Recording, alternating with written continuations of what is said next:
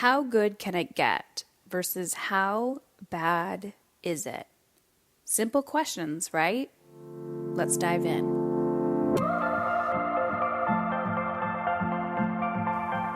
Hey, it's Heather Chauvin, wife, mother of 3 boys, former social worker, breadwinner, recovering hustler, and stage 4 cancer survivor. I'm not a fan of that term, by the way. Beyond all of these titles and labels, I'm a human being, just like you, attempting to navigate it all while feeling good. My goal on this podcast is to show you that you can live an energized, sustainable life both at home and in your work. It doesn't matter if you stay at home full time, if you work from home, you're a CEO, a successful business owner, or trying to find some inspiration. On this show, I attempt to keep it real with stories, interviews, and random thoughts. This is not a business or career podcast, and it's not a parenting podcast. It's both and so much more. You will laugh. You may even cry, and you may even get a little frustrated with the truth you've been hiding from yourself. I believe all human behavior is a language, whether it's through your child's behavior, your health, or a relationship. And when we learn to listen instead of react, we begin to understand what it truly means to feel alive and in control. It's time to put your big girl pants on and find your brave. Let's go. Okay, ladies, I am back. And today we're going to be talking about how good can it get versus how bad is it? Yes, we are in a time where there is some bad shit going down. And that bad shit might be happening in your own life, in your own existence, maybe right now in this moment while you're listening to this. Or, while shit's hitting the fan and you're in the middle of chaos and you're thinking to yourself on your knees, sobbing in the bathroom, on the floor, maybe you're in fetal position. I don't know where you are or what you're doing. There might be this little glimmer of hope where you're like, how good can it get? How good can I make this? You might be sharing funny memes or being angry and pissed off, whatever you are, wherever you are. Today, I want to give you an opportunity to just listen and reflect and digest and dissect your thoughts. And I'm going to start today's podcast with actually reading you 3 pages out of Glennon Doyle's new book, Untamed.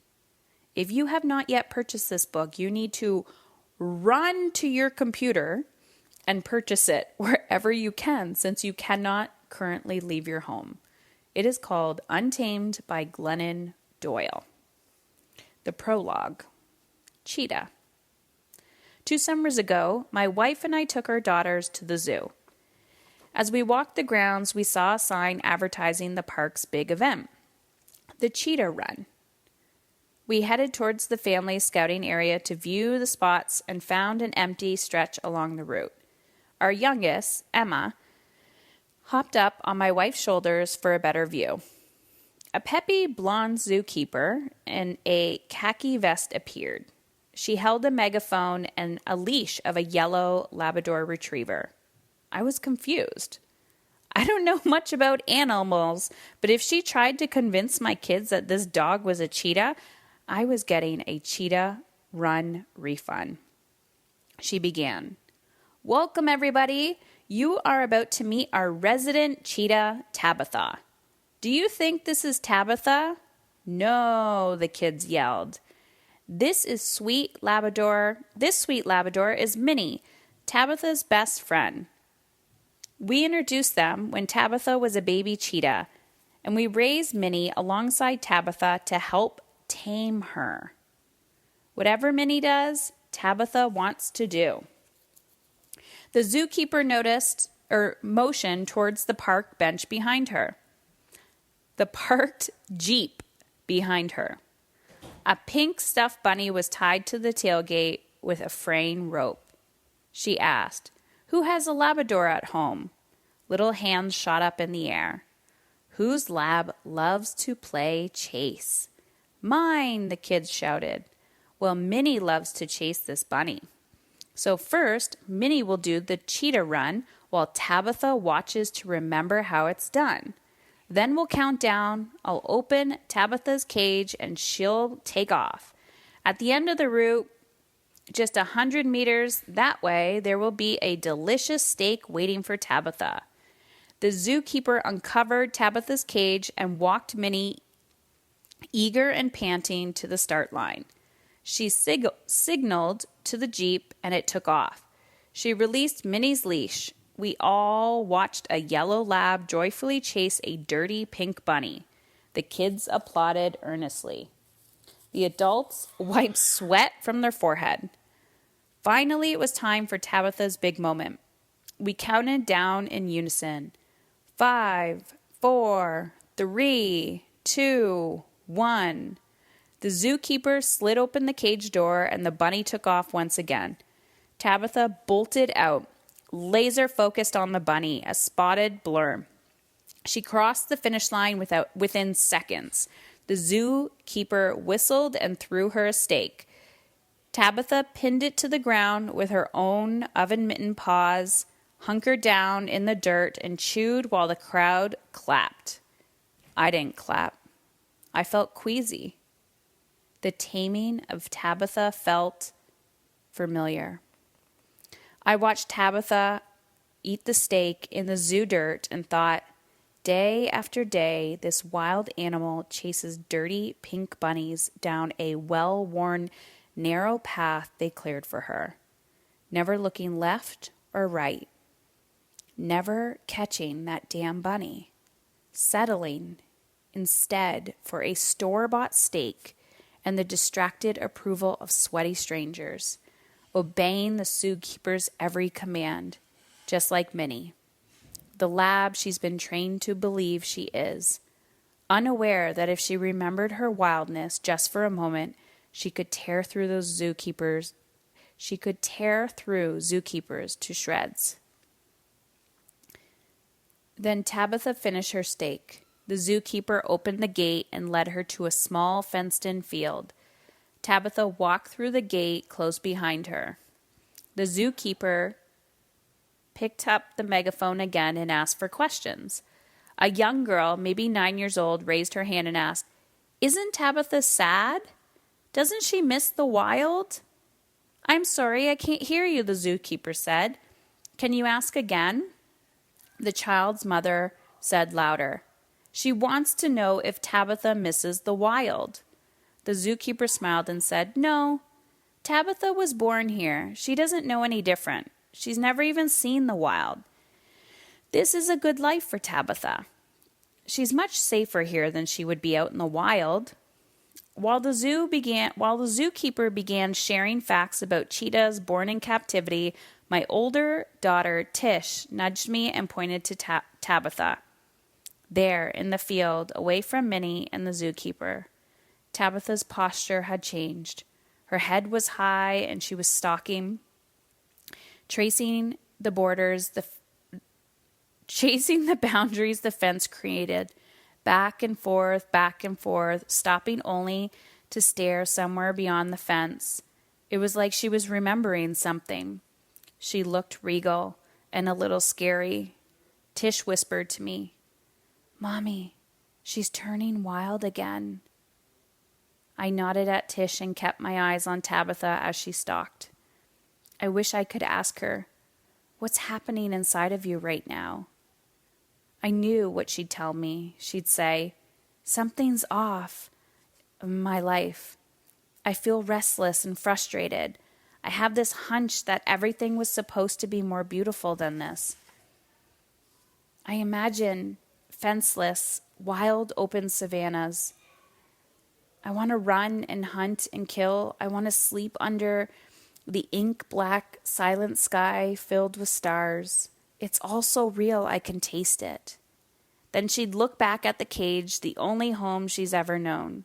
She'd looked at the smiling zookeeper, the bored spectators, and her panting, bouncing, begging best friend, the lab. She'd sigh and say, "I should be grateful. I have a good enough life. It's crazy to long for what doesn't even exist. And I'd say, Tabitha, you're not crazy. You are a goddamn cheetah. Ladies, that was the prologue of Glennon Doyle's Untamed.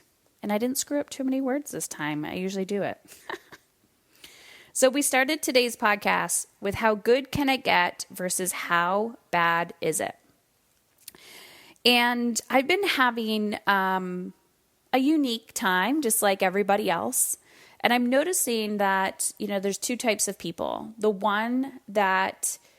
two types. The ones that shrink and say, this is overwhelming, I can't handle this. And the ones that say, this sucks, it's go time.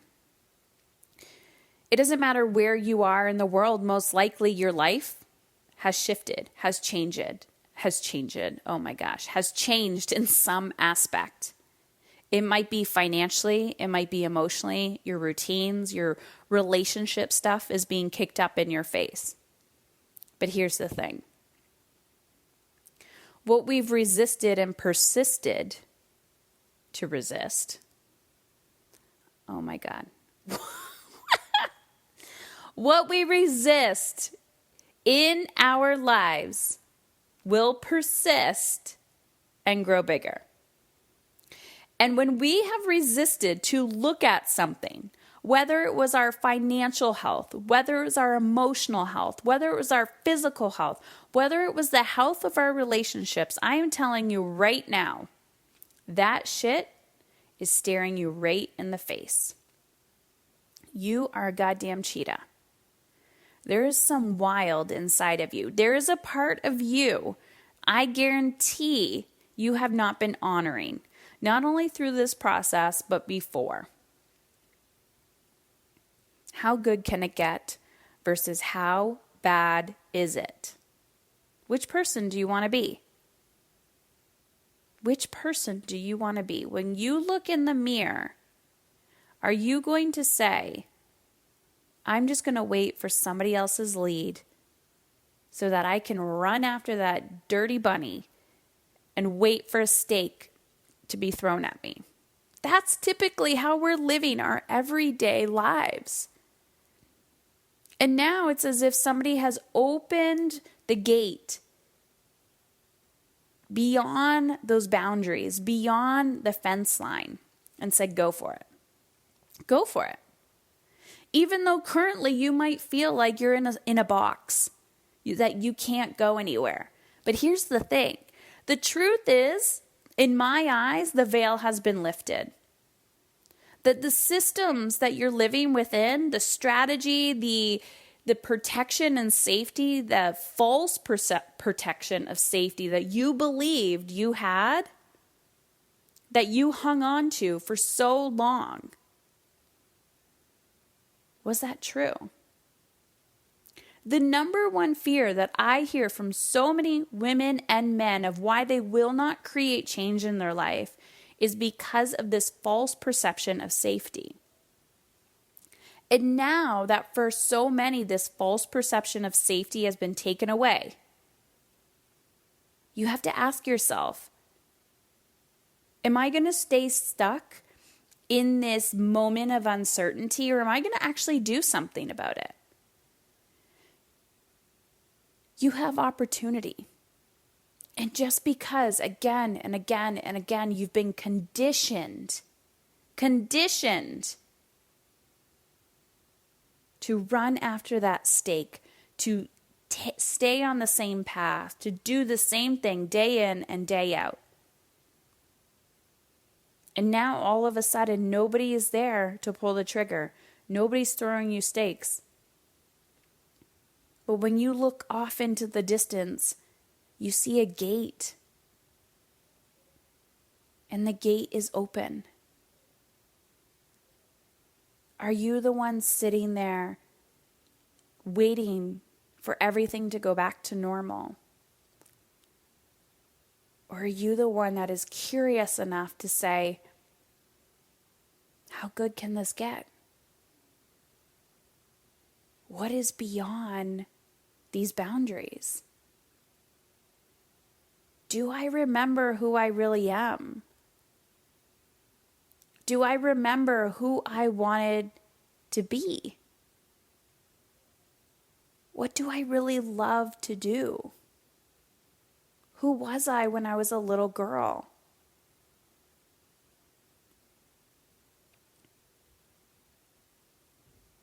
Too often I hear people say, I wish I had more time.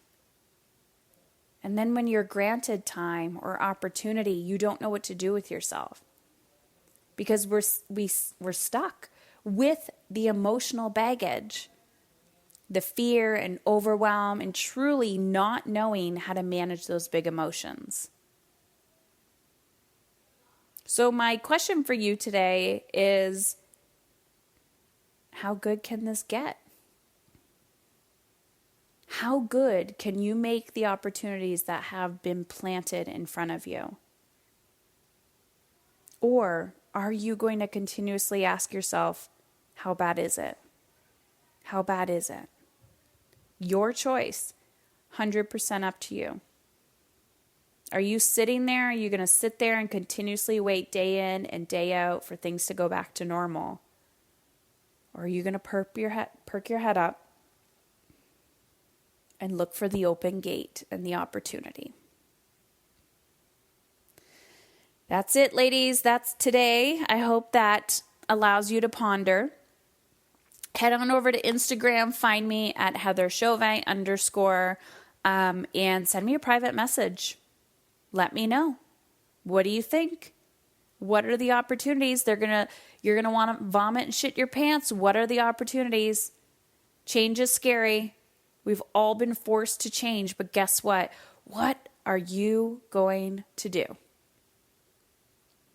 And I have something coming up for you. It is free. Yes, I love free, but guess what?